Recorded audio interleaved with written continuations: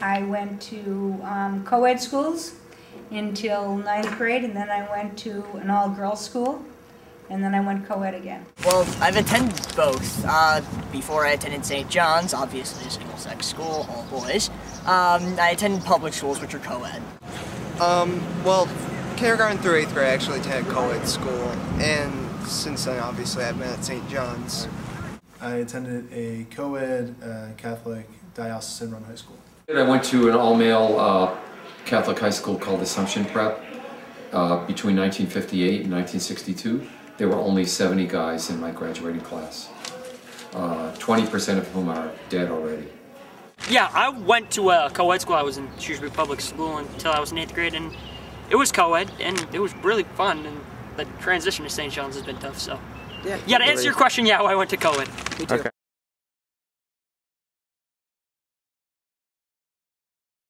Just from experience, I know that single-sex schools are good for boys. I watch the kids come in here as freshmen and graduate, and I can see how it really works for them in the younger years. Academically, I think a single-sex school is more beneficial because it just allows you more time to study rather than have to worry about girls. Academically, I'd probably say that it's been pretty good to be at a single-sex school. St. John's has less distractions in the classroom. Guys can be more themselves. They don't have to worry about impressing other girls. You're not going to be labeled a nerd as quickly, and that's not going to harm your social status, especially with girls, because guys care about that a lot, obviously. Single-sex education. And why do you think that is? I think in the case of boys, I don't have the experience of girls who just visited Notre Dame Academy. I think it allows male learning strengths to emerge in areas maybe where if the females were present, they would be inhibited, such as the communicative subjects like English and foreign language. In fact, there have been PhD studies that indicate the same thing, that boys and girls have different learning styles, and that in the presence of the other gender, for instance, girls achieve less in math and science when boys are around, and boys achieve less in English and foreign language when girls are around. Same-sex education. Why? Same reason that they make it same-sex, because, I guess, less distraction. About you? I think it's the same thing, like, yeah, you don't have to worry about, you know, being smart and looking cool in front of the girls. You actually kind of do need to worry about being smart.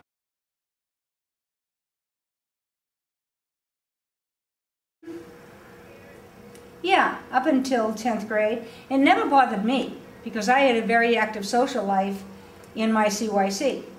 And Christ the King is still active. And I was very active. My whole social life revolved not around my school, but around, you know, my CYC. Sure. And I dated a fellow from St. John's, married him.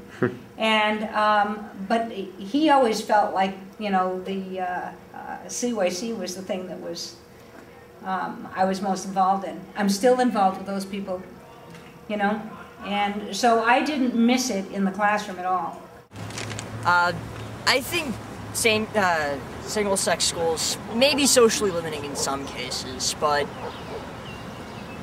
you have to take there are opportunities elsewhere to mingle with members of the other sex.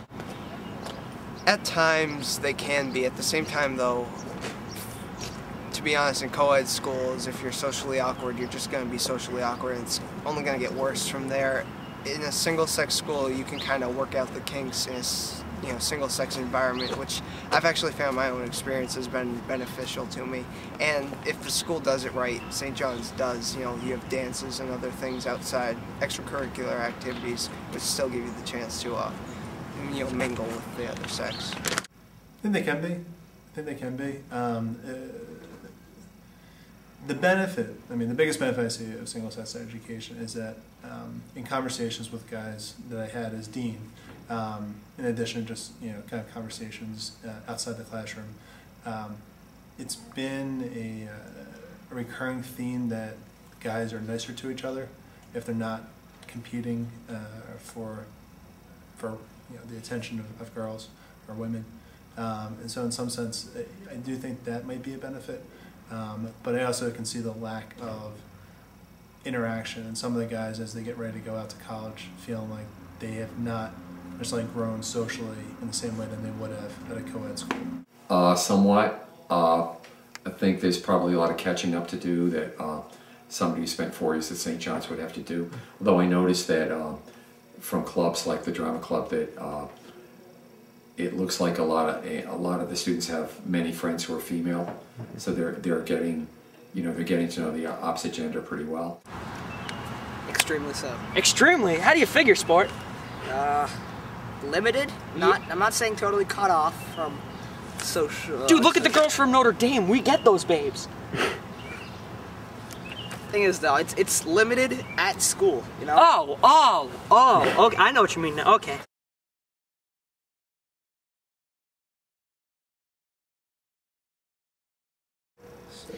My first degree was in child growth and development, and I think that co-ed is probably really good for kindergarten, primary, first grade, second grade, third grade, although you'd have to have individual groups. They do things in grouping anyway. In the middle school, I think it would be helpful to go to single-sex schools, single-sex classes, not necessarily a single-sex school, but single-sex classes. I really believe, for a school like St. John's, I would love to see it go co-ed, but with the idea that boys would have their own classes freshman and sophomore year, and that we would teach a curriculum and use methodology that is proved to work really well for the way boys learn, and that boys don't get bored and they're allowed to be a bit active in their learning, and then we have classes for girls, and we do it in the way that they learn best, in groupings and in conversation, and then in the junior year that we have the classes become co-ed. So the junior and senior year, you'd have co-ed classes. I would do probably single-sex classrooms in a co-ed school because the time to mingle with members of the other sex would be outside of school rather than in the classroom. Although, for some classes, I might experiment with mingling with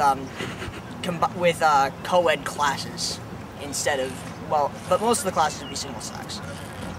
I think in the earlier grades, no matter what, you have to have boys and girls together in classes, but probably starting around junior high, while I would keep the schools together, I might have some single-sex classes, at least until maybe junior, senior year.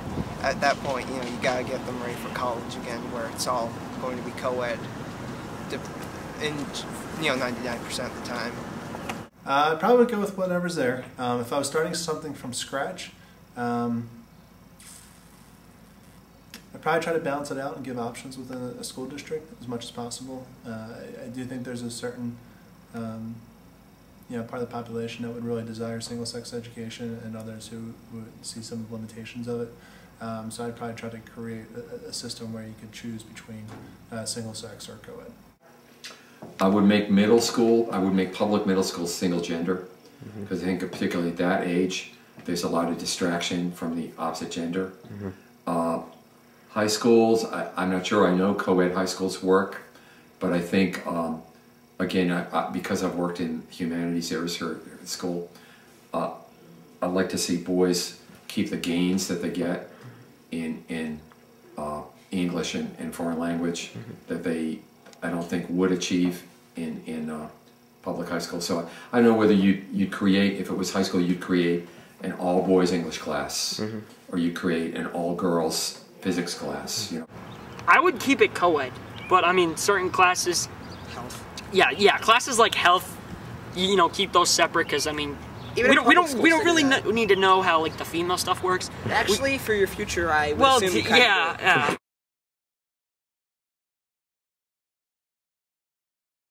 All right, shut up. But I'm kidding. I'll be kidding.